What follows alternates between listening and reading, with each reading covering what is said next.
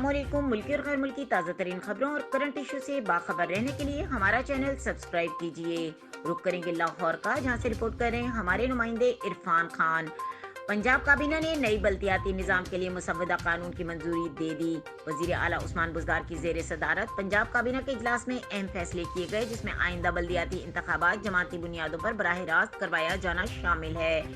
इजलास में फैसला किया गया कि मेयर और जिला कौंसिल के चेयरमैन की उम्मीदवार जमाती बुनियादों पर इलेक्शन लड़ेंगे। मेयर काबीना खुद तश्कील देगा। काबीना में 2 खवातीन अरकान रखना लाजमी होगा। मेयर को PHA डेवलपमेंट अथॉरिटीज, वासा, TEPA, waste management, district health, district education authorities, social welfare authorities, district population और स्पोर्ट्स अथॉरिटीज की सरबराही भी दे दी गई। नए बल्दियाती निज़ाम में 11 मेट्रोपॉलिटन कॉरपोरेशंस होंगी। डिविजनल हेडक्वार्टर्स के अलावा सियालकोट, गुजरात को भी मेट्रोपॉलिटन के दर्जा दे दिया गया।